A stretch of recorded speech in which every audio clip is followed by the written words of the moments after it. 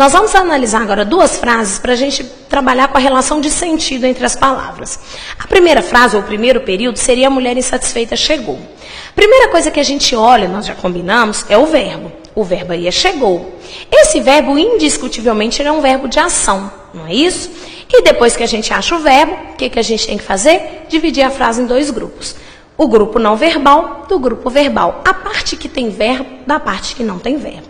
O primeiro grupo seria a mulher insatisfeita, o segundo grupo seria chegou. Cada um desses grupos terá uma palavra importante, terá uma palavra central, terá um núcleo. O núcleo do primeiro grupo será indiscutivelmente mulher. Por quê? Primeiro porque pelo nosso bom senso, a gente sabe que fizemos a frase para dizer que a mulher realizou a ação. Então, ele é o núcleo semântico da estrutura. Mas, mais do que isso, você tem de saber que o substantivo é sempre a palavra mais importante da expressão em que ele se encontra. E mulher é um substantivo, dá nome. No segundo grupo, provavelmente, o núcleo é chegou. Não tem nem discussão. Quando você tem um filho único, ele é o mais importante, não é assim? Além do mais, sempre que o verbo indicar uma ação expressa, realizada ou sofrida, não é? Ele vai ser um verbo de ação, um verbo nuclear. Sempre que um verbo for de ação, ele vai ser um verbo significativo, que tem significado e, portanto, ele vai ser o núcleo. Dentro disso aí, nós temos o verbo, ele é a palavra mais importante. Vamos para outra estrutura. Mulher é substantivo, substantivo é sempre núcleo e depois que eu tiro o núcleo, as outras palavras estão ligadas a ele. Não tem dificuldade. Tanto A quanto insatisfeito especificam mulher, não é assim? Por isso estão ligados a ele. Vamos agora classificar. Eu vou dizer para vocês que A é artigo, mulher é substantivo e insatisfeito é adjetivo. E se a gente puder aproveitar e falar da sintaxe de uma vez, a gente já sabe que mulher é a palavra mais importante, portanto é o núcleo, e tanto A quanto insatisfeito estão juntas do núcleo, portanto são adjuntos adnominais. Se fôssemos trabalhar com sentido, eu diria para vocês que essa frase diz o seguinte: a mulher insatisfeita chegou. Insatisfeita é uma característica inerente da mulher, ela é insatisfeita, isso é permanente. Agora, se a gente pegasse essa outra frase, teríamos uma outra análise. Dentro disso aqui, primeira coisa que a gente deve fazer, dividir a frase. A mulher, o primeiro grupo, a parte não verbal, e chegou insatisfeita, segundo grupo, a parte verbal. A partir daí, nós vamos pegar o núcleo. O núcleo do primeiro grupo, mulher, porque é substantivo. E substantivo é sempre a palavra mais importante do termo em que se encontra. O núcleo do segundo grupo, por enquanto, é o verbo. Verbo de ação. Acabei de dizer para vocês que se o verbo exprimir uma ação, ele é núcleo. Não tem como questionar.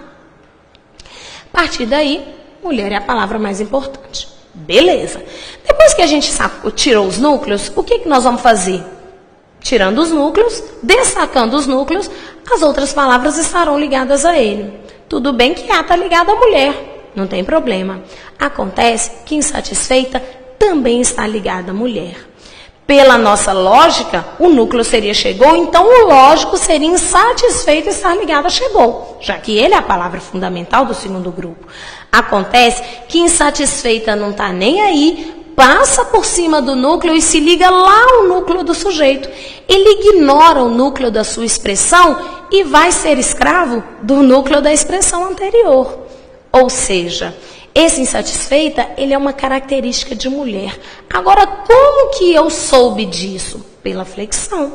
Mulher é feminino singular e tanto A quanto insatisfeita estão no feminino singular. Sempre que houver uma harmonia, uma concordância entre duas palavras, é porque elas estão ligadas. A partir daí, eu vou dizer para vocês que insatisfeita é um adjetivo que especifica mulher, não é isso?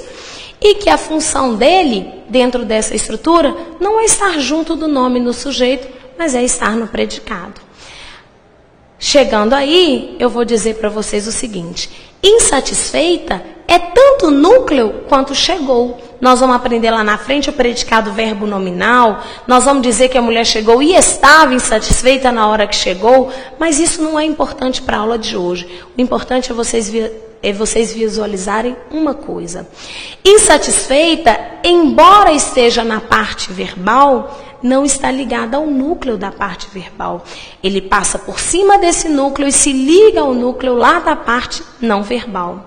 E para que ele possa fazer isso, para que ele tenha essa autonomia, ele tem que ser tão importante quanto o verbo. Ele também tem que ser núcleo. Mas lá na frente vamos aprender que todo predicativo é núcleo. Mas hoje a gente pode ter o bom senso de saber o seguinte: ele tem que ser tão importante quanto chegou para que ele possa passar por cima do chegou e se ligar à mulher. Agora a minha pergunta é: a mulher chegou insatisfeita. Esse insatisfeita não está junto do nome no sujeito, ele está no predicado. Ele exerce outra função. O que eu estou dizendo nessa frase? Que a mulher é sempre insatisfeita ou ela está insatisfeita no momento em que ela realizou a ação? A mulher chegou insatisfeita, ou seja, ela chegou e neste momento ela estava insatisfeita. Em geral, as funções sintáticas podem acarretar, a diferença de função sintática pode acarretar diferença na relação semântica. Traduzindo, a mulher insatisfeita chegou, eu não sei como ela chegou, eu sei que ela é sempre insatisfeita. Agora, a mulher chegou insatisfeita, eu sei que ela está insatisfeita na hora em que ela realizou a ação expressa pelo verbo. O adjunto adnominal lá em cima, ele era uma característica permanente. A mulher insatisfeita sempre é. O predicativo do sujeito, ele é uma característica transitória. Ela não é sempre insatisfeita. Ela está insatisfeita na hora em que ela realizou a ação expressa pelo verbo chegar. Tá bom.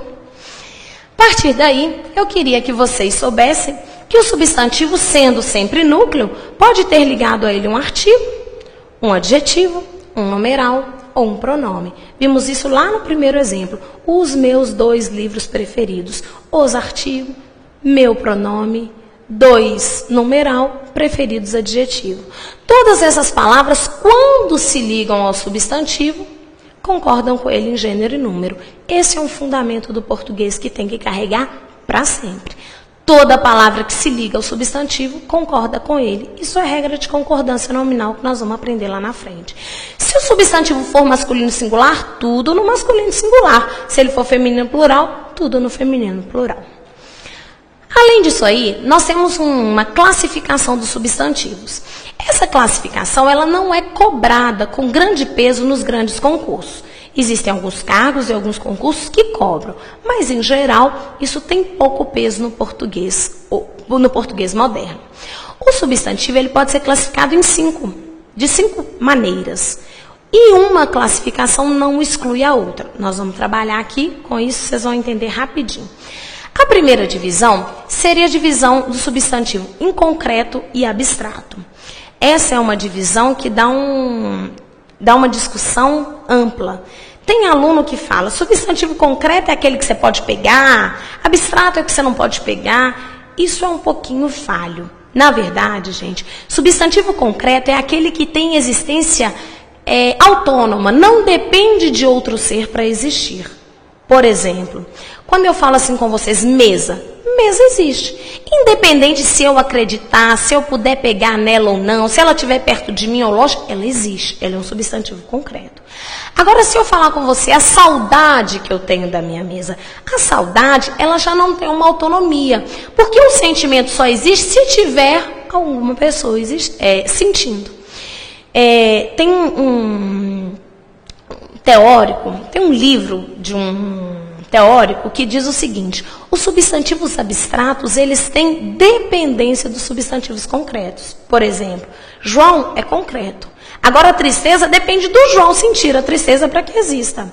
A beleza depende que o João seja belo para que ela exista. O substantivo abstrato depende de outro ser para que tenha existência. Daí eu posso dizer para você que beleza, cansaço, prazer, alegria, tudo é abstrato. Mas Deus é concreto. Ah, professora, mas eu não acredito em Deus. Tudo bem, opção sua religiosa. Acontece que você acreditando ou não, Deus existe, ainda que seja para você no mundo da ficção. Fada, existe. Ah, mas eu não acredito, eu nunca vi. Porque você nunca assistiu o filme do Peter Pan. Se você assistir e ligar o filme, você vai ver que a Sininho existe, ainda que no mundo da imaginação. Tem um artifício que os meninos de terceira série, pecado ensinar isso na terceira série. Usam, que é poder desenhar. Isso auxilia, por exemplo, fada, ainda que não exista no mundo real, você tem uma imagem, você vislumbra uma imagem da fada, ela é um substantivo concreto. Agora, a tristeza você não consegue desenhar. Você consegue desenhar um homem triste, mas não é a tristeza em si. Isso auxilia um pouquinho, queridos, na interpretação de texto. Na verdade, substantivo concreto e abstrato, a gente aprende por duas coisas. Por causa do complemento nominal lá na frente e porque essa noção ela nos auxilia em texto. Narração, descrição, dissertação. Se vocês forem trabalhar esses três tipos textuais, narração e descrição são textos concretos. Via de regra, no geral, eles trabalham com uma imagem. Não é assim? Você vai narrar a história do Joãozinho, é uma história concreta. Quando você vai fazer uma dissertação, você já faz um texto abstrato. Porque a dissertação, ela não trabalha especificamente com a miséria que o Joãozinho passa.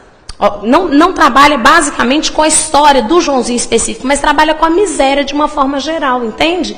Por exemplo, eu posso descrever uma favela. Texto concreto. Trabalhei com uma imagem. Agora eu posso, por exemplo, fazer um artigo de opinião sobre a desigualdade social. Já seria um texto abstrato.